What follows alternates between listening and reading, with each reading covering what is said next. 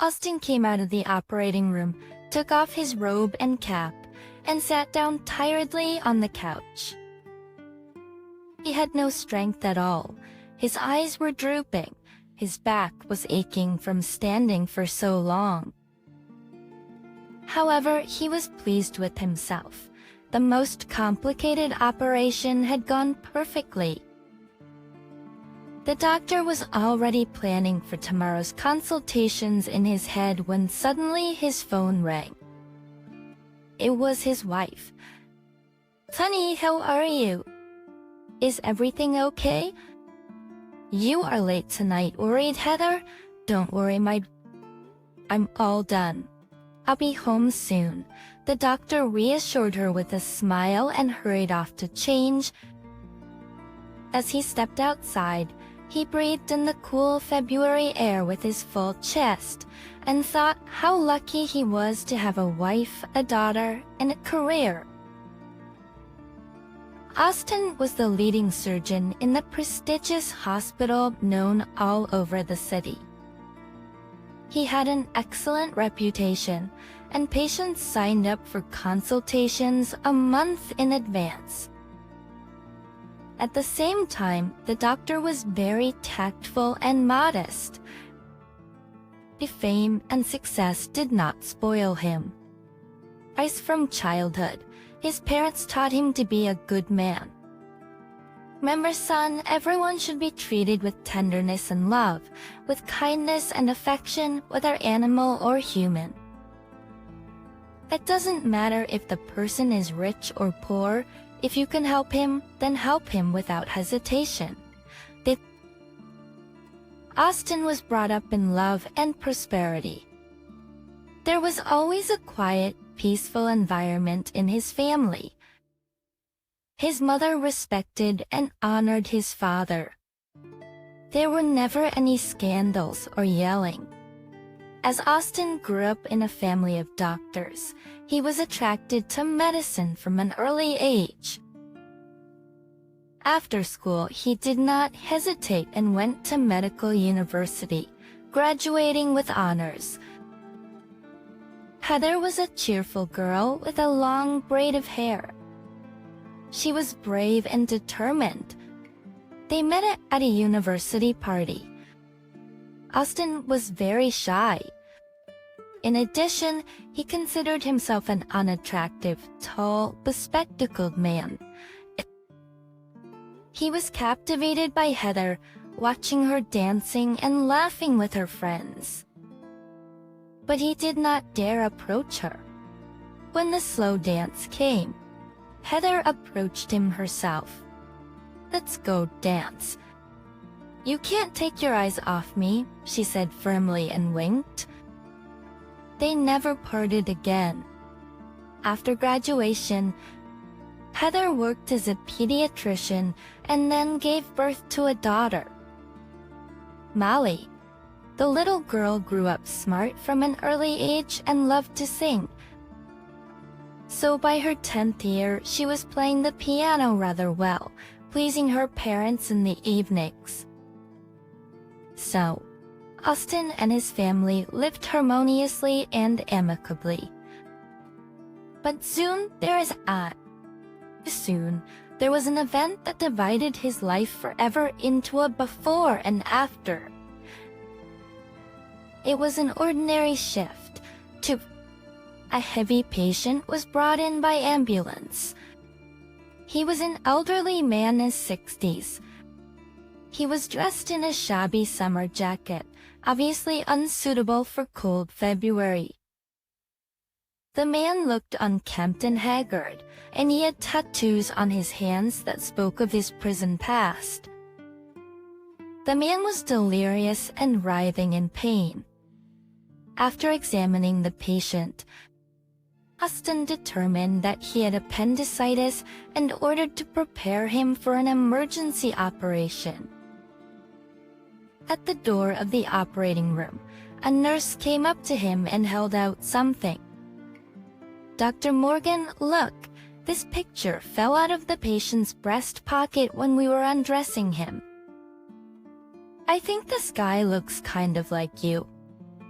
Austin picked up the old worn-out picture and froze in shock. It was him in his youth in the picture. That can't be. This is crazy. Where did this man get my picture? Wondered the man. After managing to cope with the shiver in his hands, the surgeon entered the operating room. 2 hours later, everything ended safely. From that very minute, Austin was literally counting the minutes until the patient regained enough to be able to talk to him. The doctor became exhausted, asking himself 1,000 questions and not finding an answer. From the documents, he knew that the man's name was Carl Snyder, but this name did not mean anything to Austin. He constantly took out of his briefcase that photo as if he wanted to make sure once again that he was mistaken. But no, it was his face. At home, the surgeon pulled out an old album and began leafing through it frantically. Faint. Austin, what's wrong with you? Has something happened? You haven't been yourself all day. What are you looking for there? Hurriedly asked his wife. Don't worry, sweetheart, everything's fine. I just wanted to see some old pictures. Look how young and beautiful we are here. The man quickly changed the subject, not wanting to disturb his wife. The picture was of him and Heather back in his student days. Austin discreetly slipped it into his briefcase. Finally, the patient was transferred to therapy from the intensive care unit. The doctor decided to visit the man and find out everything. He quickly entered the room. The elderly man was sitting on the bed and looking sadly out the window. That's good afternoon. How are you feeling? My name is Austin. I was your surgeon. Better now. Thank you. I'm deeply grateful to you. Thank you very much. Listen, I need to have a serious talk with you. When we took off your jacket before the operation, this photo fell out of your pocket, said Austin, and put it in front of the man. Put it in front of the patient? Who is this young man? Oh, thank God you found it, and I thought I'd lost it forever. Thank you, said the man with a smile and gently stroked the picture. This is my son. Tommy. He passed away recently. I was just going to order a gravestone for his grave, but I suddenly felt bad. At this point, tears came to the elderly man's eyes. Okay, but then look at this photo, said Austin and pulled out his picture with Heather. How do you explain this? How is that possible? The man suddenly looked intently into the surgeon's eyes and turned pale. So it was you, son, who saved my life. That's how it happens in life. So many years have passed, and finally I see you. Thank you. And forgive me if you can. What are you talking about? I'm not your son. My parents are alive. Thank God. Explain yourself, please, said Austin, getting angry. Of course I'll tell you everything, but I can't do it in a few words. It's a long talk. I'm in no hurry. My shift's over. It turned out that Mr. Snyder was an orphan. After graduation, he got a job at a construction site as a plasterer. That's where he found his bride to Regina. She was brought up by her grandmother. They lived very poorly. They started dating and then living together. Soon, Regina realized that she was pregnant with twins. The couple got married and rejoiced, of course. But a rare fatal complication happened during delivery, and the young woman died right on the operating table. Mr. Snyder took his sons from the maternity hospital, but he had no idea what to do with them and how to live further. He had no relatives, and Regina only had an elderly grandmother of 80. He was practically going crazy from the constant baby crying, had no time for anything. He almost did not sleep and clearly realized for himself that he would not be able to support 2 children. He began to puzzle over what to do. He did not want to send his sons to the orphanage. He'd been through this hell himself and knew how hard it was to live there.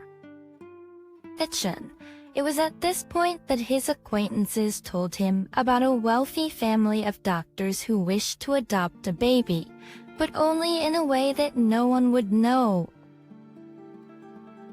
In those days, nobody knew about surrogacy. Dr. Snyder grasped his chance like a straw. The family was good and well-to-do. That would be better for the son than fighting in an orphanage for a piece of bread. Mrs. Stone and money wouldn't hurt, at least it would help to raise a second son. Though the little boys were twins, Tom was stronger, while Austin was skinny, tiny, cried without a pause, and ate badly. So, Mr. Snyder decided to give Austin to them. He certainly would not be able to put him on his feet. Mr. Snyder promised not to make inquiries about his child, not to look for him, and in general to forget about his existence. Then the man was given a fake document that his deceased wife had only 1 child and a large sum of money.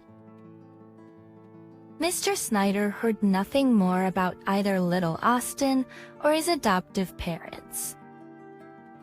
He promised to leave, so he packed up his small belongings, took his son, and moved to a neighboring town. Mr. Snyder raised Tom as best he could, taking on any part-time jobs. But unfortunately, he was failing at raising Tom as a decent man. Apparently, it happened because of his constant absence for jobs. In general, since childhood, Tom was a troublemaker. He would break a window at school or get F grades. After school, he got mixed up with the local gang and did not want to work. One day, he and his friends stole a motorcycle. Tom was facing a serious prison term, so Mr. Snyder decided to take his blame so as not to ruin his son's fate by going to jail. He went to prison for 3 years, thinking that his son would appreciate what he had done and would start a new life. But no, Tom continued to be friends with suspicious individuals, and recently he was hit by a car and died. I'm happy for you, son. You're obviously a clever and good man since you've got such a job and you're saving people.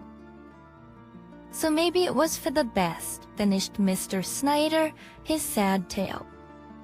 Austin was in shock. A storm of emotions overwhelmed him. He didn't know what to say, how to react, how to live with it at all. I need to think it over. Excuse me. I'll come to you later was all Austin could squeeze out. Not remembering himself, he rushed home to his beloved wife. So it's only she could now help him make the right decision. Austin excitedly and confusedly told Heather everything. Can you imagine? Why didn't anyone tell me anything before? Else all my life my parents kept quiet, and they couldn't understand why I was nothing like them, and they kept telling me that I looked like my grandfather. What a cynicism! and this Mr. Snyder is no better than them. He told his son and did not remember about me all his life. With each word, Austin grew angrier and angrier. Heather went to the cupboard, took out the cognac, poured it into a shot glass, and handed it to her husband. So, here's the deal, my dear. Everything you just said is emotion, so now you will drink it, take a hot bath, and go to sleep, and in the morning with a clear head, we'll talk. Austin listened to his wise wife, and so he did. In the morning, the couple continued their conversation. Well, now listen to what I think. Don't accuse anyone of anything, and don't you dare tell your parents anything. It would be a terrible pain for them. Look, they have nurtured you all these years, brought you up decently, educated you. You are their pride and support. What is their fault? Now imagine if you had stayed with your own father. What would you have become? What could he give you? So thank fate that things turned out this way and nothing else. That's my opinion. But I will support you in any case, said Heather, and kissed her husband on the cheek. Austin thought about his wife's words. Indeed. God only knows what Mr. Snyder went through, giving me up forever to a strange family, and knowing that he would never see me again. It is also a kind of courage to keep a promise, and not once come close, and not to know how your son is. It is obvious that he is not a bad person, it's just that his fate was so unfortunate. And I should bow down to my parents for a happy, untroubled childhood. After careful consideration, Austin made a decision, and his heart immediately felt better. After buying all sorts of goodies and normal clothes on the way to work, Austin visited Mr. Snyder. He sat down next to him and said, "Father, I'm sorry I reacted that way yesterday. I had to come to terms with that news. I want to thank you even though you didn't raise me.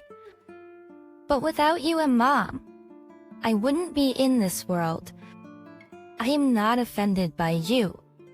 Let me hug you," said Austin, and hugged the elderly man tightly. Mr. Snyder cried, unable to contain his emotions. After all, he had never hoped he would ever meet his Austin again.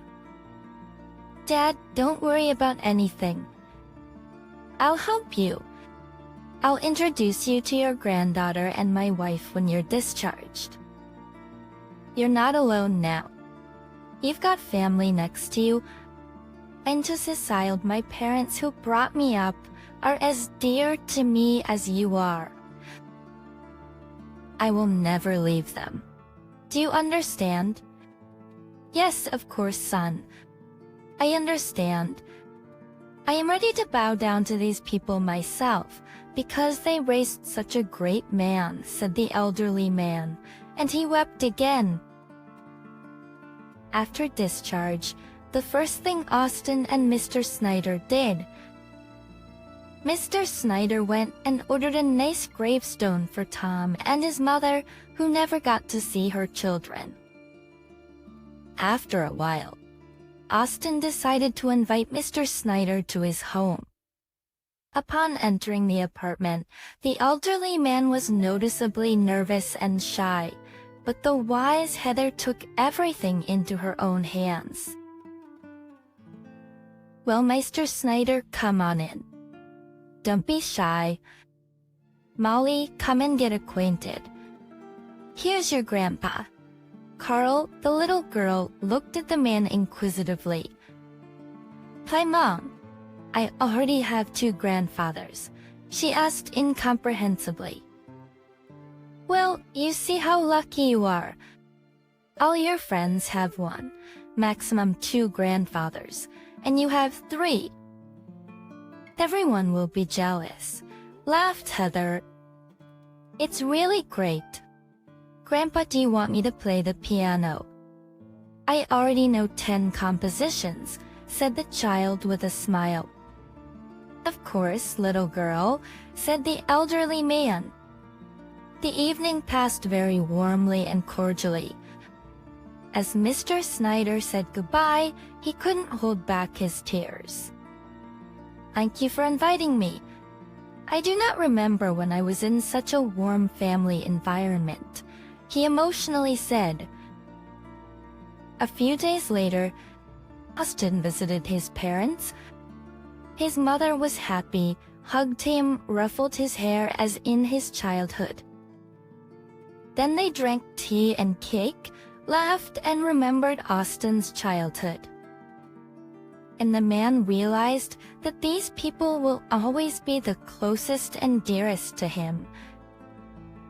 It just can't be any other way.